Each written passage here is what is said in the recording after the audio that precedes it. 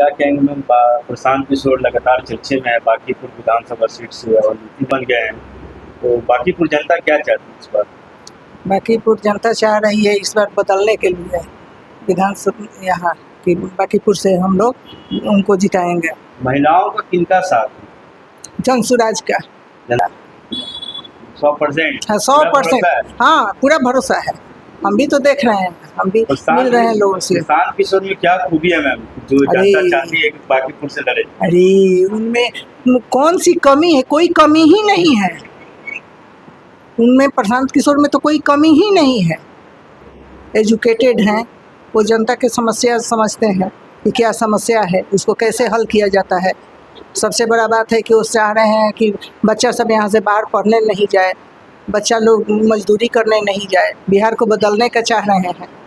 इसी बिहार में तो हम लोग रह रहे हैं, बिहार के बदलाव के लिए सबसे बड़ा समस्या वो सोच रहे हैं समाधान करने के लिए। इससे बड़ी बात क्या हो सकती है? सत्ता पक्ष तो कह रहे हैं कि हमारे सामने जीरो है। अरे कहने दीजिए, अभी तो हम बोले हैं कि अपने मुँह मियाँ मिट्ठू वाला बात है, कहने दीजिए। कहने के लिए तो हम भी कह रहे हैं कि हम भी खड़े हो जाएंगे, हम भी जीत जाएंगे, तो मेरे कहने से तो नहीं हो जाएगा। प्रशांत किशोर ही इस बार आएंगे, क्योंकि क्राइम रेट बढ़ते ही जा रहा है और ख़ास करके महिलाएं भी आज के डेट में बहुत इनसिक्योर फील करने लगी हैं, जो कि ऐसा नहीं, हम लोग भी महिलाएं हैं, ऐसा हमें फील नहीं होता था कुछ साल पहले तक, बट क्राइम रेट को देखते हुए अब ऐसा बहुत इनसिक्योरिटी फील हो रही है।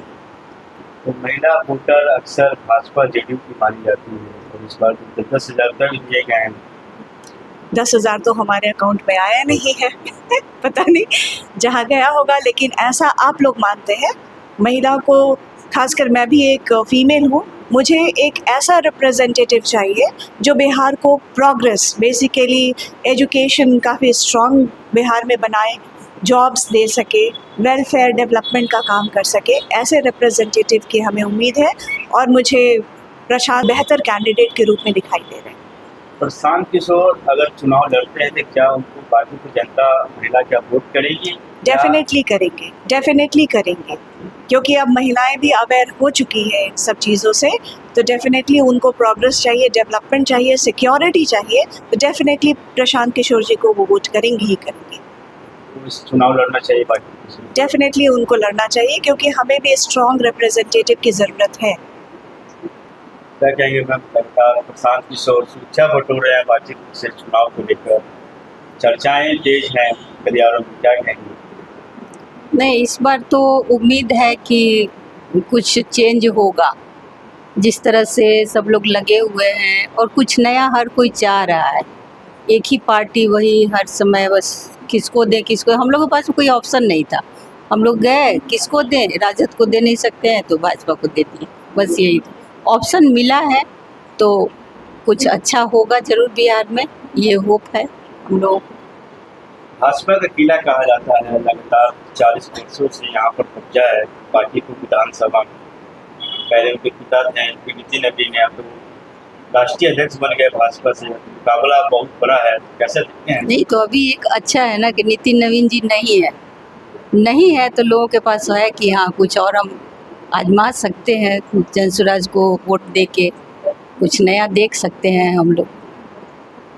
बांकीपुर चुनाव होने वाला है विधानसभा का, और प्रशांत किशोर से पता चल रहा है कि बांकीपुर विधानसभा से चुनाव लड़ सकते हैं, तो यहाँ की जनता क्या चाहती है?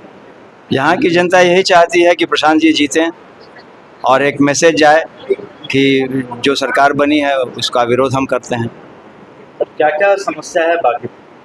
सारी समस्याएं हैं जो सब जगह हैं, वही समस्या यहाँ भी। यहाँ चूँकि ये बहुत ही प्रीमियर विधानसभा क्षेत्र है, तो यही जैसा होना चाहिए वैसा नहीं है। यहाँ पर सर भाजपा का किला माना जाता है, लगातार 40 वर्षों से कब्जा है, इस तरीके से प्रशांत किशोर उठार पाएंगे? तो किला जो है ध्वस्त हुआ, तमिलनाडु में अभी किला ध्वस्त किसी नए व्यक्ति ने ही किया है, तो किला क्या होता है, जब ध्वस्त हो जाता है तो वही किला ध्वस्त कहा जाता है। सत्ता पक्ष कह रहे हैं कि प्रशांत किशोर हमारे सामने कुछ नहीं किया। हाँ, सत्ता का अगर दुरुपयोग करेंगे तो एक पढ़ा लिखा व्यक्ति, आम इंसान की तरह जीवन जीने वाला व्यक्ति तो कुछ भी नहीं होगा। सही बात है। अगर वो मिसयूज़ करते हैं पावर का, हैं सत्ता सत्ता का क्या चाहते हैं, वो दुरुपयोग करना चाहते हैं सत्ता का। जनता बदलाव चाहती है पार्टी से। हाँ एकदम, बदलाव क्या, प्रशांत किशोर को चाहती है, जनसुराज को चाहती है। विश्वास को चाहती है। यस। अगर सर प्रशांत किशोर खुद नहीं करते हैं और अपने कैंडिडेट को उतारते हैं तो क्या टक्कर दे पाएंगे भाजपा से? आइडिया नहीं है। आइडिया नहीं है। अच्छा, प्रशांत किशोर कैसे नेता आपको लगते हैं? नेता तो बहुत अच्छे लगते हैं, लेकिन लगता है छोटा मोटा जगह में क्या कर रहे हैं, उनको राष्ट्रीय राजनीति में रहना चाहिए। राष्ट्रीय राजनीति? जी। कांग्रेस के साथ? नहीं, किन्हीं के साथ जो अच्छा उनको लगे। अभी तो सर बाकी को लोग दावा कर रहे हैं। दावा कर रहे हैं, हार जाएंगे तो और बदनामी होगी। बदनामी होगी।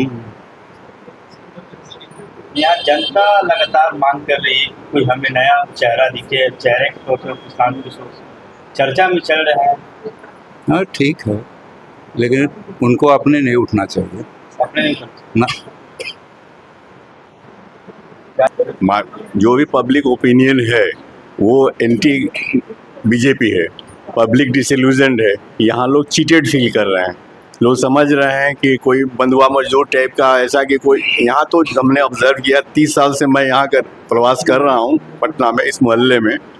यहाँ लोग वोट देने नहीं जाते, सब मैक्सिमम लोग आउटसाइडर माइग्रेंट्स हैं, नौकरी पेशा वाले हैं, तो वो लोग वोट देते न्यूट्रल टाइप के हैं, उनको कोई दिलचस्पी नहीं है।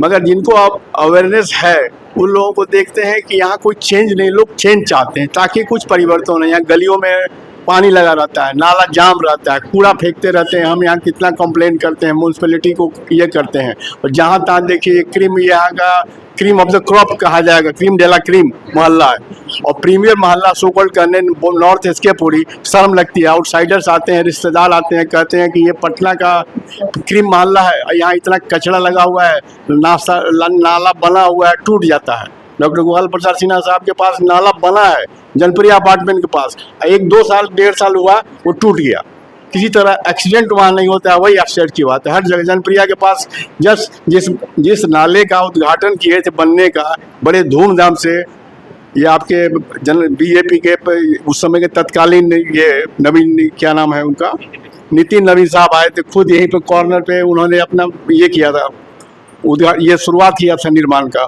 उसकी स्थिति देख लीजिए, अभी हमारे गली में 6 महीना 8 महीना से काम लगा हुआ है, अभी तक पूरा नहीं। 1 किलोमीटर 1200 मीटर का एरिया आज तक कंप्लीट नहीं हुआ।